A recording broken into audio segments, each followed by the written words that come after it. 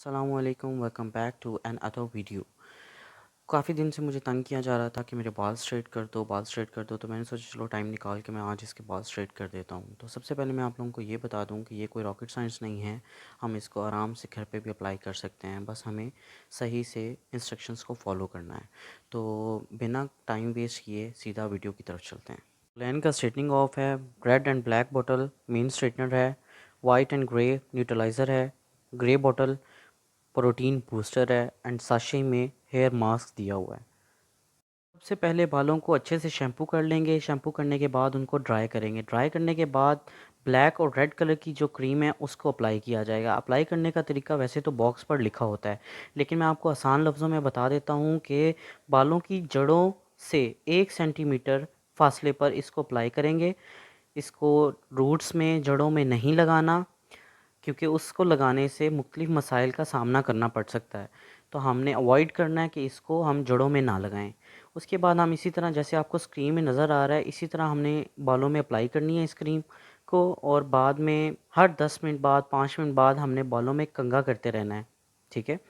उसके बाद साथ साथ हम ये भी चेक करेंगे कि बालों में कितनी लचक आई है। और इसी के साथ आप लोगों को ये भी बताता चलूँ कि जिन लोगों के बाल कमज़ोर हैं, गिरते हैं, वो लोग ये क्रीम बिल्कुल इस्तेमाल ना करें। अगर उन्होंने करनी है तो पहले वो महीना 1.5 महीना ऑयलिंग करें। ऑयलिंग करने के बाद अगर उनको लगता है कि बाल अब रिपेयर हो चुके हैं, हेल्दी हो गए हैं पहले की निस्बत से, तो फिर वो लगा सकते हैं इसको। और जिनके बाल हेल्दी हैं उनको तो कोई प्रॉब्लम ही नहीं है, वो लगा सकते हैं आराम से। इसके लगाने का भी एक तरीका है जो ऑलरेडी बॉक्स पे मेंशन है, लेकिन जो प्रोटीन बूस्टर है वो बालों की कंडीशन के हिसाब से यूज़ किया जाता है। अगर आपके बाल नॉर्मल हैं, मतलब ना ख़राब हैं, ना टूटते हैं, ना रफ़ हैं, फॉर एग्ज़ाम्पल ना ज़्यादा स्ट्रॉन्ग हैं, तो दरमियाने जो बाल होते हैं ना, उनके लिए अलग से इंस्ट्रक्शन है और जो कमज़ोर हैं उनके लिए अलग से है। यहाँ पर हम बालों को अच्छे से ये चेक कर रहे हैं कि इसमें कितना लचकपन आ चुका है, मतलब कितने नरम हो चुके हैं बाल। खींचने से पता चलता है कि इसकी लेंथ कितनी बड़ी है और ये अब कितने, मतलब कितनी टाइम पे खींचने पर ये टूट सकते हैं। ये चेक करना लाजमी होता है और ये हमने हर 5 से 10 मिनट के अंदर करना। अगर तो फ्लेक्सिबिलिटी इसमें ज़्यादा आ जाती है तो फिर हमने फ़ौरन क्रीम को वॉश कर देना है। कुछ लोगों में फ्लेक्सिबिलिटी ज़्यादा जल्दी आ जाती है और कुछ में थोड़ा टाइम ले लेती है, लेकिन मेरे पर्सनल अंदाज़े के मुताबिक हमें 15 से 18 मिनट के अंदर क्रीम को रिमूव कर देना चाहिए। ज़्यादा रिस्क नहीं लेना चाहिए, बाल डैमेज भी हो सकते हैं।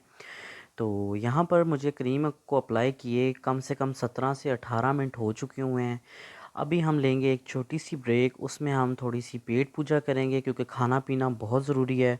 उसके बाद हम इसके बालों को वॉश करेंगे। वॉश करने के बाद आगे आपको सारा प्रोसेस दिखाते हैं। देखने दो मुझे। हाँ ठीक है, यहाँ पे इसका फेस आ रहा है। हैं? अब ऐसे करके सारे बाल आ गए।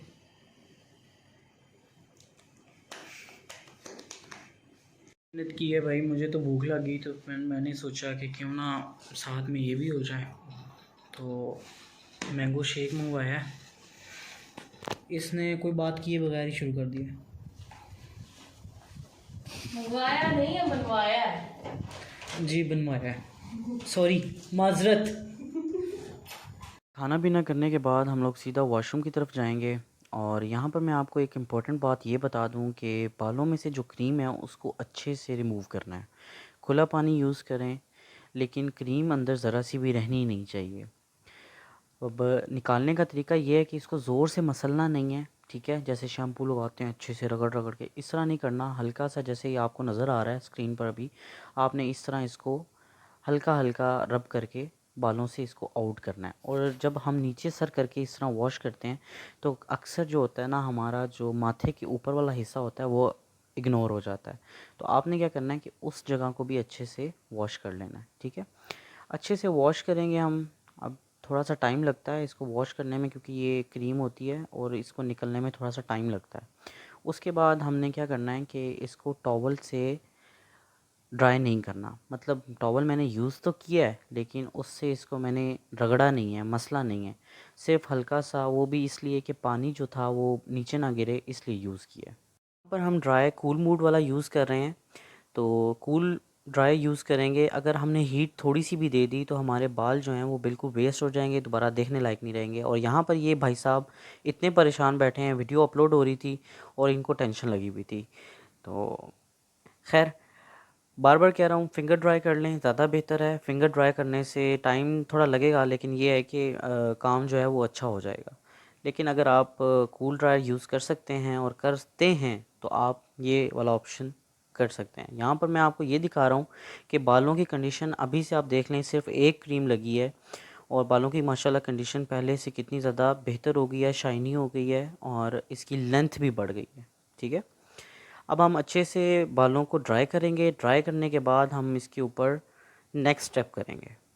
बाल अच्छे से ड्राई हो चुके हैं और हम नेक्स्ट स्टेप की तरफ बढ़ रहे हैं। नेक्स्ट स्टेप के लिए हमने क्या करना है कि इसको हमने स्ट्रेट करना है, हमने सेक्शन बना लेने हैं। अब मेरे पास जो स्ट्रेटनर था वो लेडीज़ स्ट्रेटनर था। ठीक है, इस टाइम पे हमारे पास यही अवेलेबल था, बड़े चिमटे वाला। अब क्या है कि इससे मेरे से जो है ना अच्छे से बाल स्ट्रेट नहीं किए गए।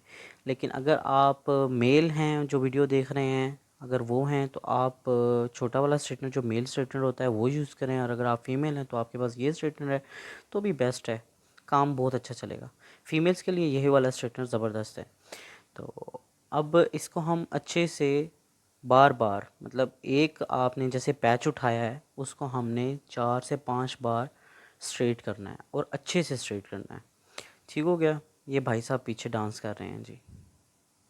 खैर, हमने अच्छे से इनको स्टेप बाय स्टेप पैचेस बनाकर, थोड़े थोड़े बार उठाकर आयरन हमने कर लिया सारा हमने, उसके स्ट्रेट बाद कर हम लिया है। स्ट्रेट हेयर करने के न्यूट्रलाइज़र बाद अब क्रीम ये जो यूज़ करने क्रीम है लगे हैं, इसके ऊपर न्यूट्रलाइज़र अप्लाई है, करेंगे हम। जो बालों के ऊपर इसको हमने पहले फार्मूला कॉटन अप्लाई करें। किया है उसको न्यूट्रलाइज़ कर देगी। ठीक है, उसका साइड इफ़ेक्ट हम पर नहीं होगा। तो अब हमने उतनी क्रीम ले उतनी लेनी चीज़ है निकालें जितनी जितनी हमें आपको ज़रूरत है। ज़रूरत है। अब हम क्रीम तो मैंने निकालेंगे पिछली वाली में थोड़ी सी हाफ़ अमाउंट ली में थी, बस। पहले वाली क्रीम मेरे से पहले में वाली ज़्यादा ज़्यादा हो हो गई गई थी थी, मेरे पास। तो तो अभी अभी मैं मैं थोड़ी उतनी ही लूँगा, अगर लूँगा। अगर मुझे मुझे ज़्यादा बाद में ज़रूरत हुई ज़रूरत तो हुई मैं तो दोबारा मैं इसमें फिर ऐड कर और लूँगा। ऐड ले मैं और कट ले करूँगा लूँगा। बीच में से। ओह, फ़ौरन उसके सेट हो बाद गई। हमने वही सेम तरीका है, स्टेप कैसी बाय फ़ौरन स्टेप सेट हो गई। इसको लगाना है। सेम ऐसे ही जैसे पहले वाले स्टेप में बताया था उसी तरह हमने इसको लगाकर, और इसका भी टाइम मेंशन होता है बॉक्स के ऊपर कि इसको कितनी देर तक लगाना है। अब पहला स्टेप जो था वो रेड और ब्लैक क्रीम का था। दूसरा स्टेप था उसको वॉश करके अच्छे से कूल ड्राई किया था। उसके बाद हमने उसको स्ट्रेट कर लिया था। स्ट्रेट अच्छे से स्ट्रेट करने के बाद हमारा न्यूट्रलाइज़र का टाइम आता है। हमने यहाँ पे न्यूट्रलाइज़ करना होता है बालों को। यहाँ पे अच्छे से हमने न्यूट्रलाइज़र अप्लाई कर दिया और हर 5 से 10 मिनट के अंदर अंदर हमने बालों के अंदर कंघी करनी है, कॉम्ब करते रहना है। ठीक है, ताकि बाल स्ट्रेट रहें, बिल्कुल स्ट्रेट, जैसे अभी मैं आपको दिखा रहा हूँ। ये देखें, थोड़ी सी मस्ती कर रहा था मैं। अरे, हलाल होने के लिए तैयार है? चलो ये चेक करें। Oh my God. ब्लाउज दो। ब्लोर नहीं चाहिए, एक मिनट रुक जाओ, फिंगर ड्राई हो जाएगा।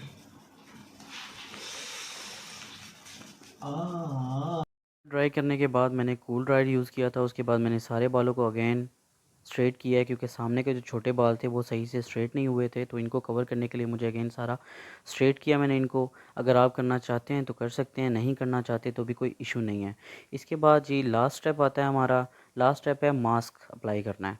मास्क इसलिए अप्लाई किया जाता है क्योंकि स्ट्रेटनर करने के बाद जो बाल आयरन होते हैं उनमें डैमेज होने का ख़तरा होता है, तो उसको रोकने के लिए हम मास्क लगाते हैं बालों में। मास्क अप्लाई करने का भी सेम तरीका है, जैसे आपने पहले क्रीम्स अप्लाई की हैं सेम उसी बाउल में आपने मास्क डालना है और उसमें सेम तरीके से आपने अप्लाई कर देना है।